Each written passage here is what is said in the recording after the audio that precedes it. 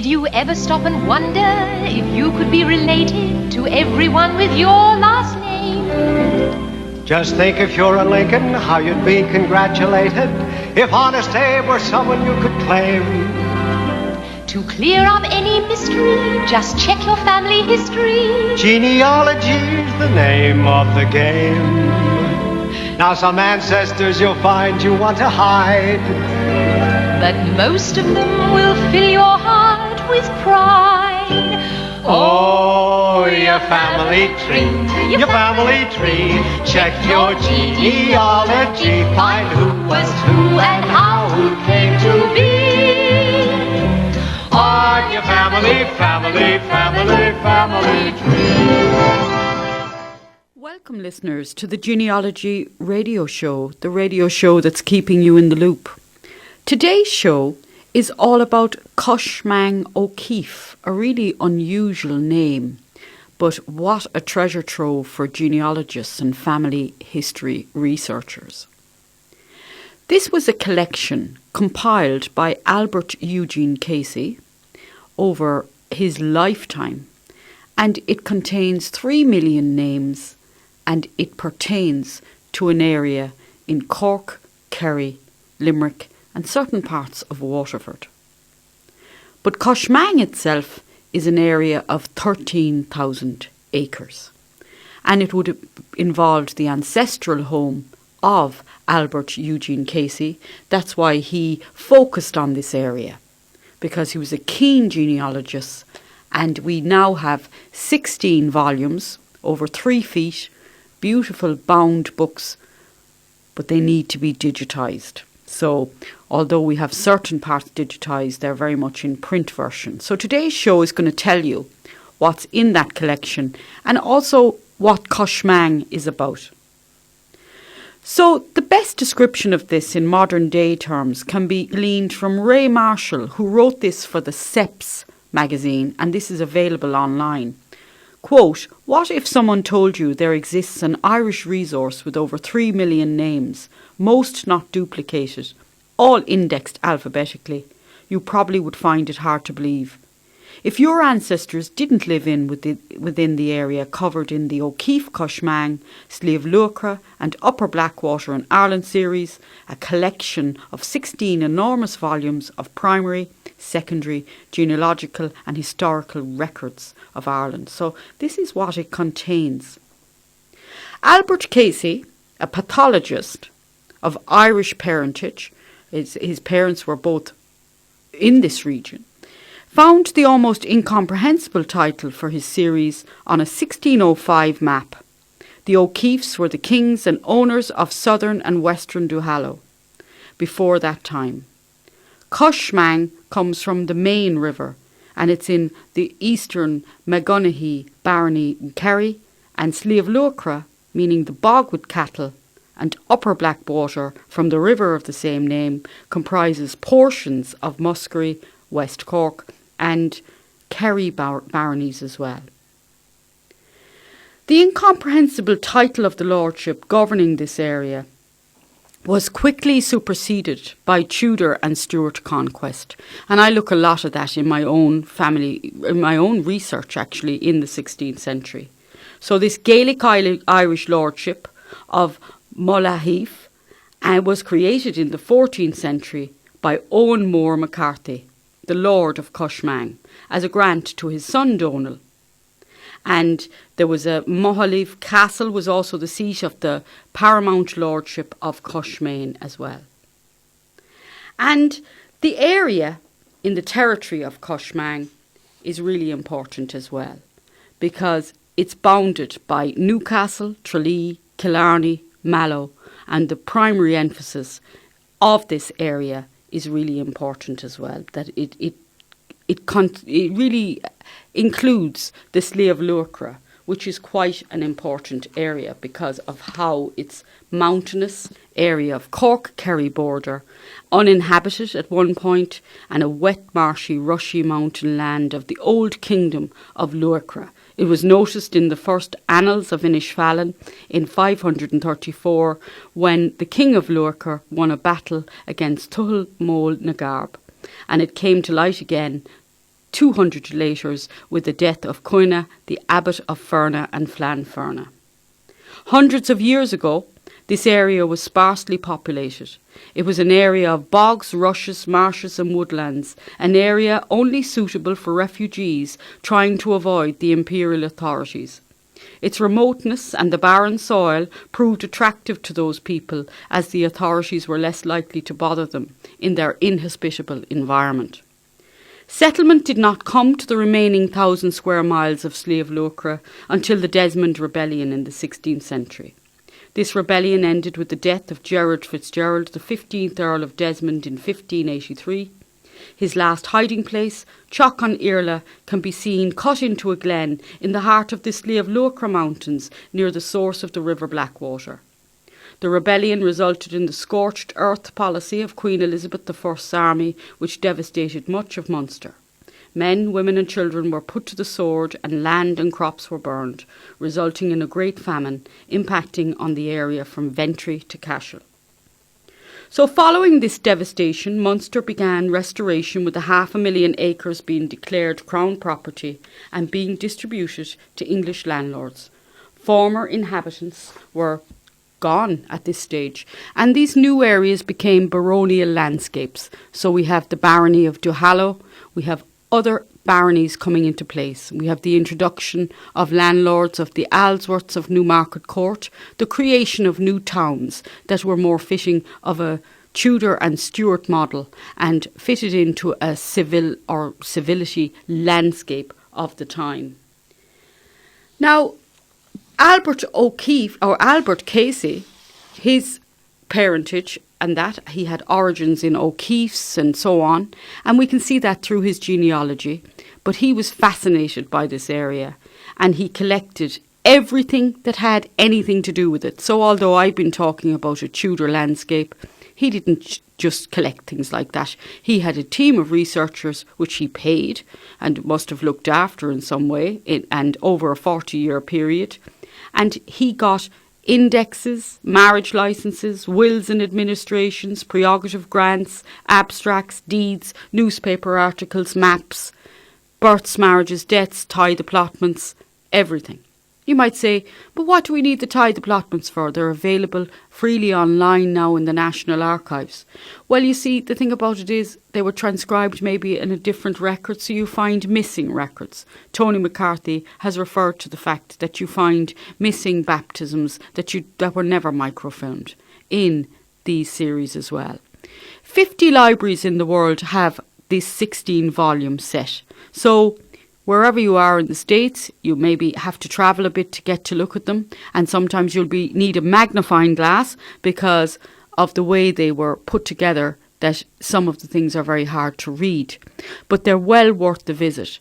And there's a very good index that was put together by Cork Past and Present, available online, and I have also collated that and put it together as a PDF, so you can email me on that and I can send that to you, so you'll know exactly what it includes.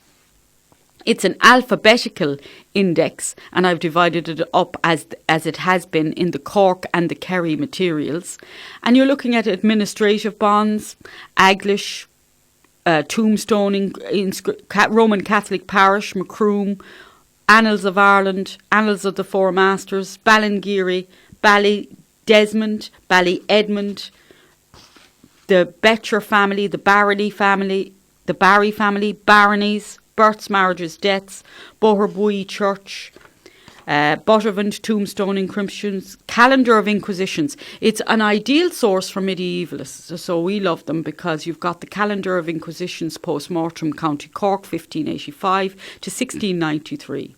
The Carew family of Cork, Waterford and Wexford. The Casey family, Castle Magner, tombstone inscriptions. Claims, a list of claims as they're entered with the trustees of Chichester House on College Green before 10th of August 1700. Clerical records. Cloyne Diocese Administration bonds. Cloyne Pipe Roll. The Coachford Church of Ireland Church inscriptions on plaques. The Collis family. So really it's a real eclectic collection of everything that's a treasure trove for genealogists, and one which is sadly overlooked because some of the sources are hard to see. But because we're in the age of digitisation, and I spoke on this topic to the Cork Genealogical Society last week, and it was filmed, so if you're a member of the Cork Genealogical Society, you'll be able to get a look at that. But what I'm anxious to do is to start a digitisation process that it's available for everybody, because not everybody can come to Ireland and not everybody can travel miles and miles around the States getting resources that should be and could be freely available to all. And really 16 volumes, when you look at what Google has done in digitisation, you realise that 16 volumes is not such a mammoth undertaking for people to start digitising and pulling together and coming together. So I'm hoping that we'd start a project that would be worldwide and that would involve us all working together, and we could make this wonderful collection available free of charge, available online as a resource for public good, and that it would be done properly and people could understand what the sources mean and so on. And I know some parts of this have been done by members of the Cork Genealogical Society, a wonderful society, and membership is very, very reasonable, and for you're getting an awful lot for that. It is quite important that you would see how important it would be. Now, one of the things I focused on for the talk last week was looking at some of the names that were mentioned, the Betcher family and things like that, and the Coppingers as well. And the Betcher family, Burke's Irish Family Records and Smith both indicated that the Betchers were originally a Kent family, and they had received 12,000 acres in County Cork during the reign of Elizabeth I. Henry Beecher was granted land in West Carbery, and he was recorded as the purchaser of land from Lord Kingston and Sir William Petty. Petty's important for us because although we have this wonderful list of index from Casey, now because everything is online, we can make other links to other sources that are online. And Petty's sources, the Down Survey, has been magnificently done with historical GIS through a Trinity College Dublin project that I have referred to before on the show. And it's really important that you look up at those Down Survey and look at what a wonderful record that can give you.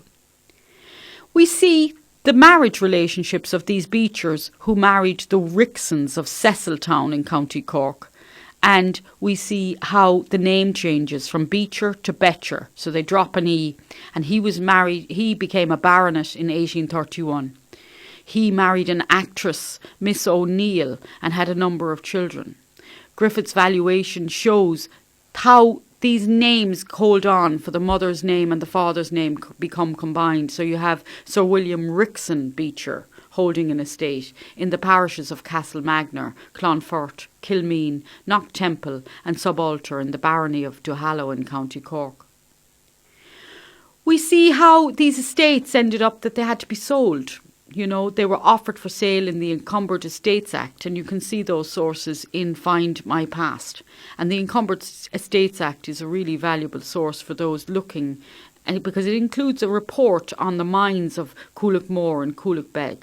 We're not all that knowledgeable about how much mines were in Ireland, and we kind of think we never did that. Well, we did, and these valuable sources are testament to long forgotten ways of life.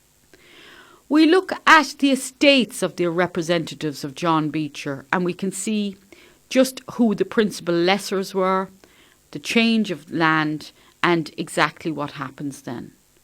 And another great source for this that I would have used would have been the Moore Institute, the Moore estate. There's one on the NUI Galway, and it's absolutely a wonderful testament of estates. The Carpenter family then, it was one I looked at as well, and I didn't know that the Carpenter family were originally of Danish stock, and for many generations were important in the Danish sector of Cork and County. Thomas Carpenter supported the cause of the Catholic King James II, and after the Battle of the Boyne and the defeat of Limerick, because of their loyalty to the king, 4 of the Carpenter brothers were found guilty of high treason and banished from Ireland. Thomas fled to France with his sons. However, his sons Stephen and John returned to Cork about 1700, and Stephen was friendly with Lord Barrymore and succeeded in obtaining a lease of Barry's Court and Rossmore. Here he built the old Carpenter mansion, and in 1716, the remains on this house, and it was absolutely wonderful to find out that during the penal days they harboured the hunted priests and friars. So this source of Coshe Mange really gives you a great link to the names, and then you can go and have a look and see where they were located, and you have some way of finding sources of rare names or even common names, because it doesn't make any difference. It gives you all those sources to be able to do so. And then you can look up the houses, create cross links, and that's what I think could be done with a digitised version of Coshe Mange, because deeds and leases, abstracts, tombstone inscriptions, baptisms, registers are all very, very valuable treasure trove sources for family history researchers. And this is overlooked. It's more known about, I feel, in the States than what it is in Ireland. And it's something that could be very much built up to an excellent source, rather than criticising how we can't read it and all that kind of thing, because there are ways of making it legible and readable. It's got historical and topographical notes. It's got quite a lot of other things as well. And the index is available, and it's a wonderful way of seeing the past. So all these kind of things are very useful indeed. So Casey's grandparents came from Knocknagree. His father emigrated, and his brother William and sister Maggie stayed. And the notes of the Slave Lucra are absolutely fascinating. So wherever they go, these characteristics refuse to be eliminated. Paddy O'Keif, when asked for his weekly plan as a teacher, replied that plans are for men of limited vision. So I like that. And loyalty to ideals and friends are paramount in the Slave Lucra folk. Teachers of fine and easy dignity who never try to confine themselves to, quote, the straitjackets of shallow social responsibility. So that concludes our talk today on the Coshe Mange. I have a few announcements to make. Next week we have got Gerard O'Rourke, and he's going to be talking about Donnoch Moor, which is a publication of his, and we're working on this together for a radio show next week, because this will really include the country of the McCarthy Moor lordship that was replaced by baronies and so on. And that's a fascinating area in the barony of Muskerry. And he is an expert on this area. So I'm really looking forward to covering that next week with Gerard O'Rourke. And we'll do a good job on it, we hope. And also, don't forget, we have the Clans and Surnames in Nina happening May the 15th to the 19th. And we still have availability for that. But it'll start tightening up now, because, of course, we are filling up. So that's a good thing for us, but it could be a bad thing for you if you leave it too late. We have lifelong learning workshops in Limerick, free of charge, during the week of lifelong learning, beginning April the 3rd to the 7th. And there are 3 workshops. The first one will be held in City Hall in Limerick on the 4th of April. And then we have one at the University of Limerick on the 5th of April, 7 to 9. And then we have one in King John's Castle, Thursday.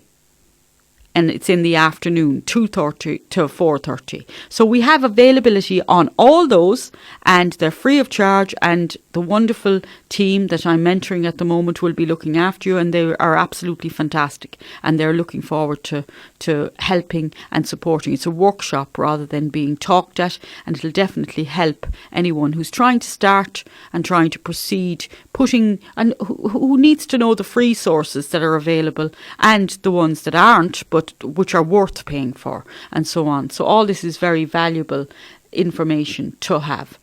And I'll leave you today with telling you a little bit about Radio Corkabashkin. There are many shows on this beautiful community radio station, and it supports educational disadvantage and the community. And you can call us at 065 9083 022, text us 089 422 8491. Email us at info@rcb.ie and also tune in at www.rcb.ie because you can tune into this radio show or its podcast later on every week. So we have a great deal of podcasts available for you to listen to.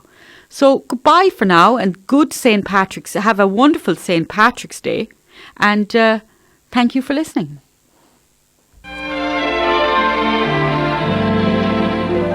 Did you ever stop and wonder if you could be related to everyone with your last name?